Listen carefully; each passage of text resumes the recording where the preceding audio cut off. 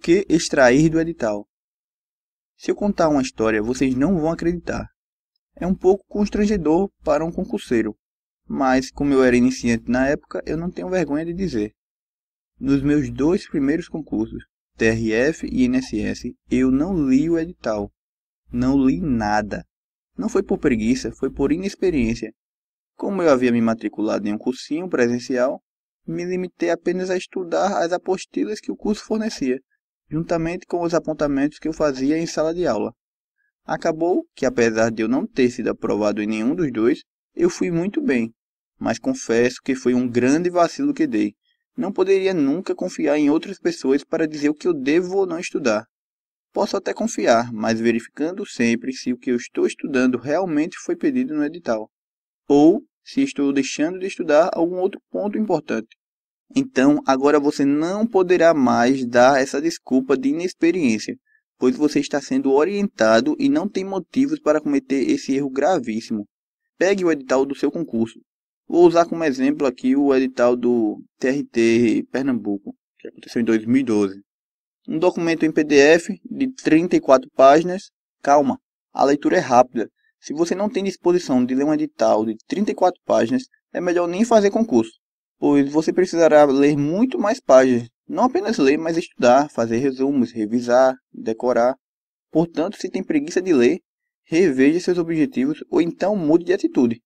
Informações importantes que você deve extrair do edital. Qual o cargo e os pré-requisitos para assumir? Exemplo. No edital tem lá técnico judiciário, área administrativa, especialidade de segurança. Aí os requisitos. Certificado devidamente registrado de conclusão de curso do ensino médio, antigo segundo grau, ou de curso técnico equivalente, expedido por instituição de ensino reconhecida pelo Ministério da Educação, MEC, e a Carteira Nacional de Habilitação, carteira D ou E. Pronto.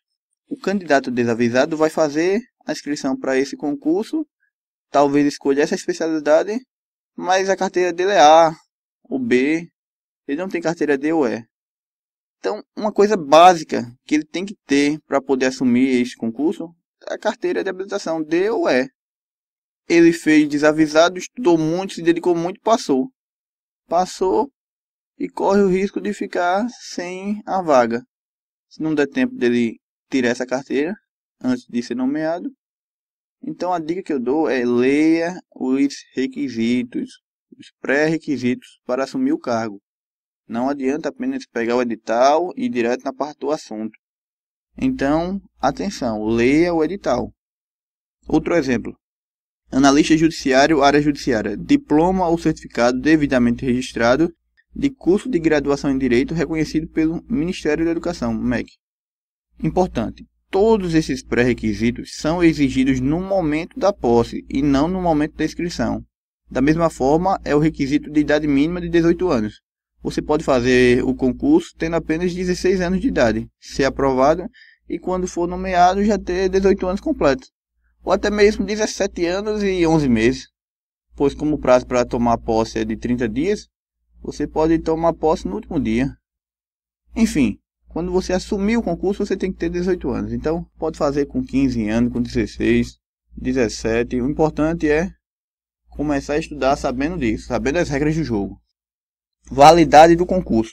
Muitos candidatos perdem a chamada do concurso por não acompanharem o seu prazo de validade, que de acordo com o artigo 37, inciso 3 da Constituição Federal de 1988, é de até 2 anos, podendo ser prorrogado uma vez por igual período. A prorrogação fica a critério da instituição organizadora e a validade começa a ser contada a partir da homologação do resultado final da última fase, caso possua mais de uma. Vagas para portadores de necessidades especiais, PNE. A Constituição Federal, em seu artigo 37, inciso 8, dispõe que a lei reservará percentual dos cargos e empregos públicos para as pessoas portadoras de deficiência e definirá os critérios de sua admissão.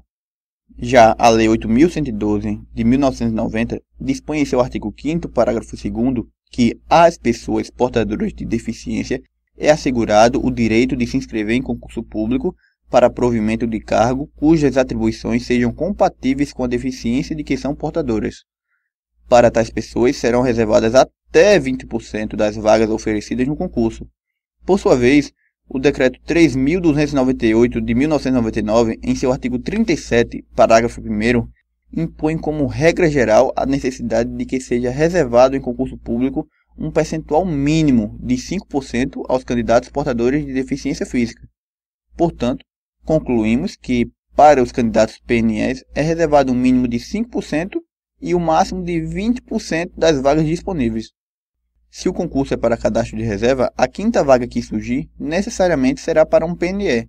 Alguns órgãos optam em nomear o PNE na segunda vaga que surgir, porém o STF já consolidou sua visão em seu informativo 480.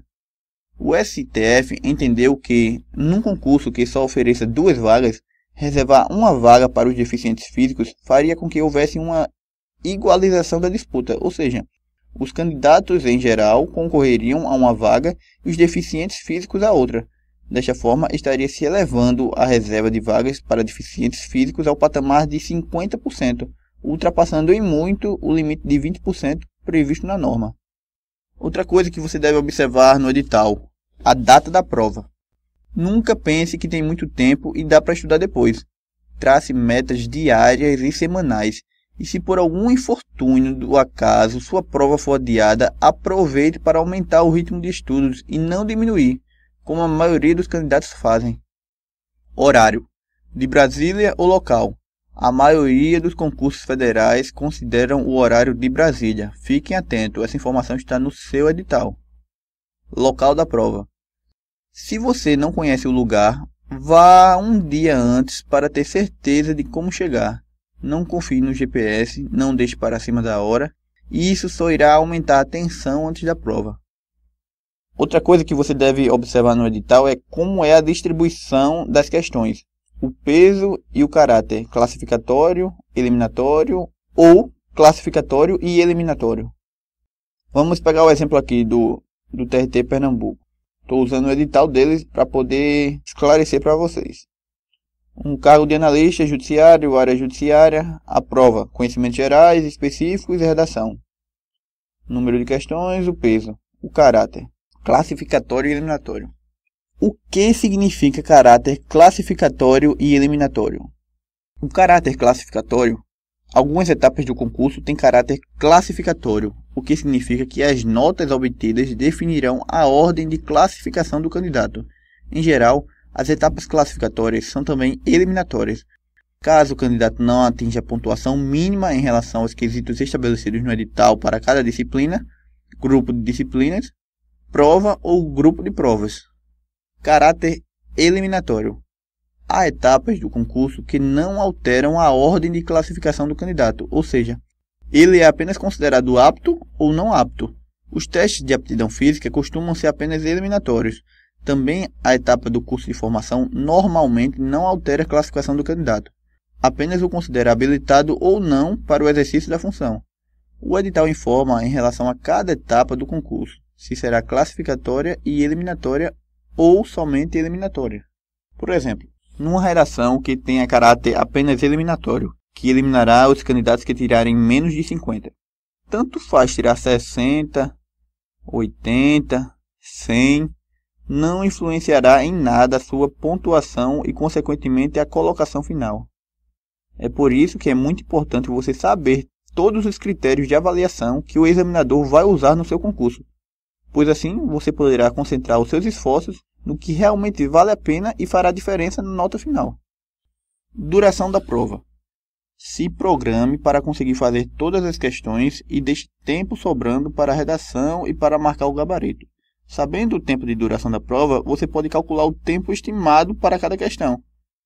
Vamos tomar como exemplo esses dados. 60 questões em 4 horas e meia. Vamos tirar 30 minutos para o gabarito e 1 hora para a redação. Restou 3 horas para fazer 60 questões. Isso equivale a 180 minutos para fazer 60 questões. Ou seja, 3 minutos por questão. É simples, é só matemática. 3 horas, 60 questões. Cada hora tem 60 minutos, ou seja, são 180 minutos para 60 questões. Você divide 180 por 60, ou seja, o tempo pelo número de questões, para saber quantos minutos vai ter para cada questão. 3 minutos por questão. Considerando que existem questões que não levamos nem um minuto para resolver, porém há outras que passamos mais de 5 minutos, 3 minutos deve ser uma média para te orientar.